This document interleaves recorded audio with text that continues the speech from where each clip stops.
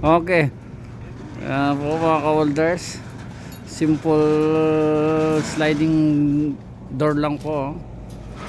Pwedeng i-apply yan sa Pinas. Ako lang po nag-design yan. Pinaka gate pinagawa ni boss. Pinagawa ni boss ng harang daw yung kanyang gas tank. Ayan, ganyan po yung ilalim niya. Bearing lang po yan. Pwedeng i-apply sa Pinas. Nilanggihan ko lang po ng lining ng bearing takbuhan. Ano po, napakaganda lang po niyan. Simple pero solid po.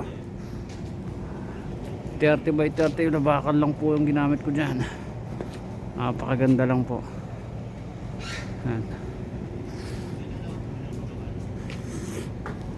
Kung kayo magpapagawa, yan po ang business sa Pinas pagka kayo umuwi na, gawa ng mga ganyan.